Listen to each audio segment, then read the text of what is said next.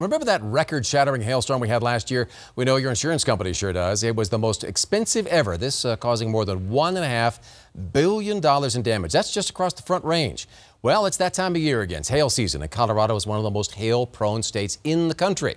So here to discuss how to kind of minimize the potential damage and prepare yourself for this year's potential hailstorms, we have AAA spokesperson Skylar McKinley here. So before the storm hits, what can we do to prepare for something like this? Right, and when we talk about hail damage, we're talking about two big pieces of property. We're talking about your home and your car.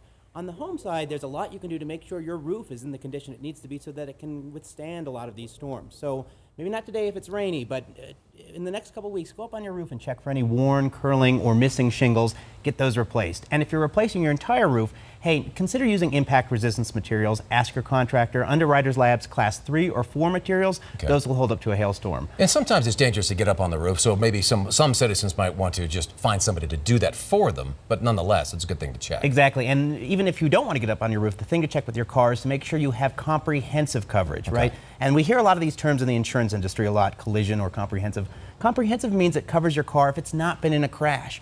That's hail, right? So if you're worried about your car, you just got a new car, or you'd really love your car, and you're worried about hail, and we get it in Colorado, you want comprehensive coverage. So the storm's hitting, you're standing there kind of feeling helpless. Is there anything we can do? Well, that's weather, right? The one thing I would say is what not to do, and that's avoid trees. You always want to run for cover, especially if you're not in a vehicle. And if you're in a vehicle, find an overpass or a garage where you can park.